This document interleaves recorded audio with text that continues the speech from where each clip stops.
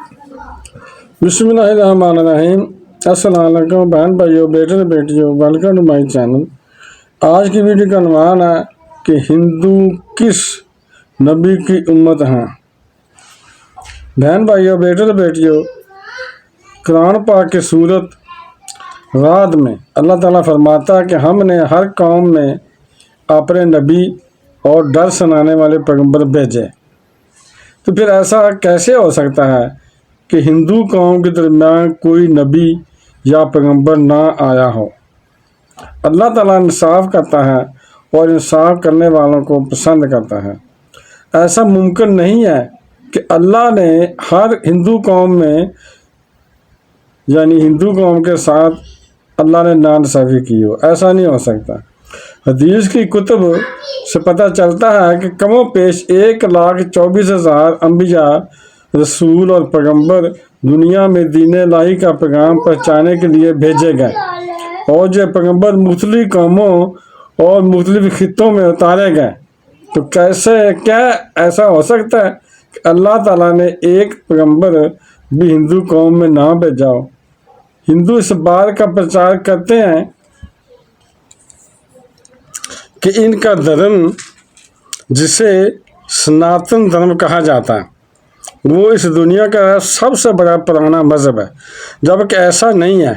ہندوؤں کے پاس وید اور ان کے ہولی سکرپچر موجود ہیں۔ ان میں جگہ جگہ حضرت محمد صلی اللہ علیہ وسلم، حضرت نوح علیہ السلام، حضرت آدم علیہ السلام اور حضرت عیسیٰ علیہ السلام کا ذکر موجود ہے۔ جب ہزاروں سال پہلے ہندوؤں کی کتابوں میں ان انبیاء کی معلومات موجود ہیں، تو کوئی تو ہوگا جسے اللہ تعالیٰ کی طرف سے یہ معلومات ملی ہوں گی، اور اس نے اس معلومات کو کتابوں میں لکھا ہوگا۔ آخر کار کوئی نہ کوئی پیغمبر تو ان کے پاس بھی اللہ کا پیغام لے کر آیا ہوگا۔ ان تمام سوالات کا جوابات حاصل کرنے کے لیے ہمیں تاریخ کی جانب چلنا ہوگا اور حقائق سے پردہ اٹھانا ہوگا۔ ان حقائق سے جو ہندو پنڈت، اسکالرز اور تاریخ دان آج تک دنیا سے چھپاتے آئے ہیں۔ تو بہن بھائیو، بیٹے بیٹیوں، یہ ویڈیو انتہائی معلوماتی ہونے والی ہے، اس لیے اسے آخر تک دیکھے گا تاکہ آپ کو ساری معلومات حاصل ہو جائیں۔ اور اگر چینل پر نئے ہیں تو اسے سبسکرائب لازمی کر دیں تاکہ میری آنے والی ویڈیوز بروقت آپ کو ملتی رہیں۔ ہندو اسکالرز یہ دعویٰ کرتے ہیں کہ اسلام کی بنیاد 1400 سال پہلے رکھی گئی، جبکہ ان کا اپنا مذہب ہزاروں سال پرانا ہے، لیکن یہ اس بات سے بالکل واقف نہیں ہے کہ دنیا کا پہلا پیغمبر انہی کے سرزمین پر اتارا گیا تھا۔ جی ہاں، یہاں بات حضرت آدم علیہ السلام کی ہو رہی ہے۔ حضرت آدم علیہ السلام کو جب جنت سے زمین پر بھیجنے کا فیصلہ کیا گیا تو انہیں جس پہاڑی پر اتارا گیا تھا وہ سری لنکا میں ہے، جسے آڈمز پیک کے نام سے جانا جاتا ہے، اور وہاں حضرت آدم علیہ السلام کے قدموں کے نشان آج بھی موجود ہیں۔ اور حیرت کی بات یہ ہے کہ لفظ آدم بھی سنسکرت زبان کا لفظ ہے، جو زبان کبھی کبھی ہندوستان میں بولی جاتی تھی، اور سنسکرت میں آدم کا مطلب ہے the first one, the original, یا پہلا یا شروعاتی۔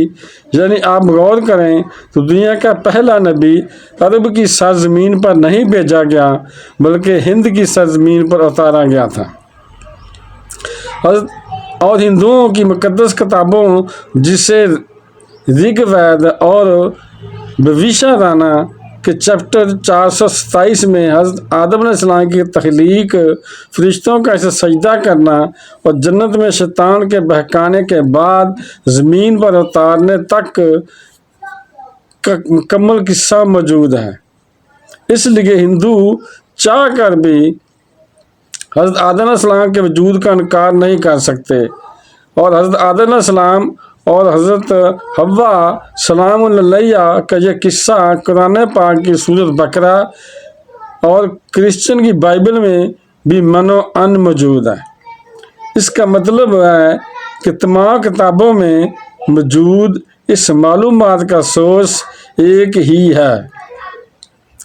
طریقہ اگر گہرا مطالعہ کیا جائے تو پتہ چلتا ہے کہ ہندو دھرم کے یہ وید کسی اور پر نہیں بلکہ آدم ثانی حضرت نوح پر اتارے گئے تھے، اور ویدوں میں انہیں نوحا یا بڑے سلاح والا کہہ کر پکارا گیا تھا، اور حضرت نوح علیہ السلام کی کشتی سے لے کر سیلاب تک کا مکمل واقعہ ویدوں میں تفصیل سے موجود ہے، بالکل ایسے ہی جیسے یہ واقعہ قرآن پاک کی سورۃ ہود اور بک آف جینیسس کے چیپٹر 7 میں درج ہے۔ اس کے علاوہ بھویشا پرانا کے چیپٹر 427 میں اس واقعہ کو کوٹ کیا گیا کہ خدا نے اسے کشتی بنانے اور اس میں جانداروں کو سوار کرنے کا حکم فرمایا، اور اس کے بعد ایک بہت بڑا طوفان آیا جس نے ہندوستان کی سرزمین پر زندگی کا نام و نشان ختم کر دیا۔ اگر آپ لفظ نوحا یا نوح پر غور کریں تو یہ بھی سنسکرت زبان کا لفظ ہے جس کا مطلب ہے کشتی والا۔ ہندوؤں کے پاس موجود ویدوں میں ایک اور دلچسپ بات لکھی ہے کہ سیلاب کے بعد جب دنیا دوبارہ آباد ہوگی تو میں ان ویدوں کو نافذ کروں گا، اور بالکل اسی طرح سیلاب کے بعد ان ویدوں کو ہندوستان کی سرزمین پر نافذ کیا گیا، جو کہ اصل میں حضرت نوح علیہ السلام پر نازل ہونے والے صحیفے یا ان کی تعلیمات تھیں، جن میں وقت کے ساتھ ساتھ رد و بدل ہوتی رہی، اور آخر کار یہ قوم آہستہ آہستہ بت پرستی کی طرف راغب ہو گئی۔ لیکن حقیقت یہ ہے کہ ہندوؤں نے چاہے لاکھوں بت بنا کر انہیں اپنے مندروں اور گھروں میں رکھا ہوا ہے، پھر بھی ان کی کتابوں میں ایک خدا کی عبادت یا یکتا پرستی پر بار بار زور دیا گیا۔ جیسے اسلام میں اللہ کا پیغام پہنچانے والے کو پیغمبر کہا جاتا ہے، ویسے ہندوؤں کے ہاں 10 اوتار کا کنسپٹ موجود ہے۔ ان کا ماننا ہے کہ 9 اوتار اس دنیا میں آ کر جا چکے ہیں، اور آخری اوتار بھی ابھی آنے والا ہے جس کا نام کلکی اوتار ہے۔ کچھ عرصہ پہلے کلکی اوتار کے نام سے ایک کتاب لکھی گئی جس میں وشنو کے 10ویں اور آخری اوتار کی تمام نشانیاں بیان کی گئیں۔ ہندوؤں کی کتاب بھگود گیتا میں بھی کلکی اوتار کا ذکر موجود ہے کہ یہ دنیا کے کس خطے میں پیدا ہوں گے، کس گھرانے میں تشریف لائیں گے، اور ان کے والدین کون ہوں گے۔ تو کہا گیا ہے کہ وہ سنبل کے کسی گھرانے میں جنم لیں گے۔ ان کے والد کا نام وشنو یشا جبکہ والدہ کا نام سومتی ہوگا۔ بہن بھائیوں، بیٹے بیٹیوں، آپ بھی یہ جان کر حیران ہوں گے کہ سنبل کا مطلب ہے امن کی جگہ، یا پانی کے کنارے امن کا مقام، یا ایسی جگہ جہاں بہت سے لوگ اکٹھے ہوں، اور خانہ کعبہ ایک ایسی جگہ ہے جو امن کا مقام ہے اور جہاں ہر سال لاکھوں کی تعداد میں لوگ اکٹھے ہوتے ہیں، بلکہ اب تو ہر وقت ہی ماشاءاللہ لاکھوں کی تعداد میں لوگ ہوتے ہیں۔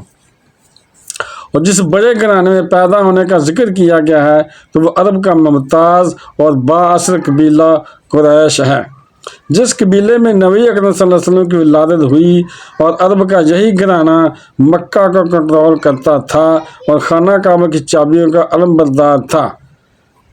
بھگود گیتا میں کلکی اوتار کے والد کا نام وشنو یشا بتایا گیا ہے، جس کا مطلب ہے خدا کا بندہ، اور نبی کریم صلی اللہ علیہ وسلم کے والد گرامی کا نام عبداللہ ہے، جس کا مطلب بھی اللہ کا بندہ ہی ہے۔ کلکی اوتار کی والدہ کا نام سومتی بتایا گیا ہے، جس کا مطلب ہے امن والی، اور نبی کریم صلی اللہ علیہ وسلم کے والد کا نام آمنہ ہے، جس کا مطلب بھی امن والی ہے۔ کلکی اوتار کے بارے میں کہا گیا تھا کہ یہ کلیوگ میں پیدا ہوں گے۔ کلیوگ کا مطلب ہے کہ جھوٹ، ظلم، بربریت اور اندھیرے کا دور۔ آج سے 1400 سال پہلے جب حضرت محمد صلی اللہ علیہ وسلم عرب کی سرزمین پر تشریف لائے تو اس وقت وہ زمین ظلم اور جبر اور بربریت سے بھری پڑی تھی۔ اس سے زیادہ اور کیا کلجوگ ہوگا کہ بیٹیوں کو پیدا ہوتے ہی زندہ دفن کر دیا جاتا تھا۔ اب آپ لوگوں کے لیے یہ سمجھنا بالکل مشکل نہیں ہے کہ کلکی اتار کون ہے اور ان کا ذکر ہندوؤں کی کتابوں میں ہزاروں سال پہلے سے کیسے موجود ہے۔ بہن بھائیوں، بیٹے بیٹیوں، جب حضرت آدم علیہ السلام، حضرت عیسیٰ علیہ السلام، حضرت نوح علیہ السلام اور حضرت محمد صلی اللہ علیہ وسلم کا ذکر ہندوؤں کی کتابوں میں موجود ہے اور ان کی کتابوں میں یکتا پرستی یعنی ایک خدا کی عبادت کی تلقین کی جا رہی ہے، پھر ایسے کیسے ہو سکتا ہے کہ بغیر کسی نبی یا پیغمبر کہ ان تک یہ باتیں پہنچیں؟ ہندوؤں کے پاس نوح علیہ السلام کے صحیفے ویدوں کی شکل میں موجود تھے، مگر وقت کے ساتھ ساتھ وہ اپنی اصل شکل کھو چکے تھے، ورنہ ہندوؤں کا اصل مذہب دین اسلام ہی ہے۔ آپ یہ جان کر حیران ہوں گے کہ ڈاکٹر ذاکر نائک پر اسی لیے ہندوستان میں پابندی عائد کی گئی کہ اس شخص نے ہندو مذہب پر تحقیق کی، بہت سے حوالے اکٹھے کیے اور لاجک سے بات کی اور ہندوؤں کی کتابوں سے ہی دین اسلام کے حوالے دے دے کر انہیں دین حق کی طرف بلایا اور وہ اپنے اس مشن میں کافی حد تک کامیاب رہے۔ چونکہ نبی کریم صلی اللہ علیہ وسلم آخری نبی ہیں اور آپ کے بعد کسی نبی نے نہیں آنا، تو ان کے بعد دین اسلام کی تبلیغ کی ذمہ داری ائمہ کرام اور اولیاء اللہ نے ادا کی۔ خواجہ معین الدین چشتی اجمیری رحمۃ اللہ جیسے صوفی بزرگ نے لاکھوں غیر مسلموں کو مسلمان کیا۔ اسی طرح آج ہماری بھی ذمہ داری بنتی ہے کہ اللہ کا پیغام جہاں تک ہماری طاقت میں ہو پہنچاتے رہیں۔ اگر کوئی ایک شخص بھی ہدایت پا گیا تو ہمارے لیے نجات کا ذریعہ بن جائے گا۔ آج کے اس ویڈیو کے بارے میں آپ کی کیا رائے ہے؟ کمنٹ سیکشن میں بتائیے گا۔ ویڈیو دیکھنے کا بہت شکریہ۔ اپنا بہت زیادہ خیال رکھیے گا۔ تو بہن بھائیوں، بیٹے بیٹیوں، اگر آپ کو میری یہ ویڈیو اچھی لگی ہے تو اسے صدقہ جائز سمجھ کر آگے شیئر کر دیں، اور اگر ابھی تک آپ نے میرے چینل کو سبسکرائب نہیں کیا تو لازمی کر لیں اور بیل کو دبا کر آل پر کلک کر دیں تاکہ میری آنے والی اچھی سے اچھی ویڈیوز آپ کو ملتی رہیں۔ چلو ملتے ہیں نیکسٹ ویڈیو میں۔ السلام علیکم، خدا حافظ۔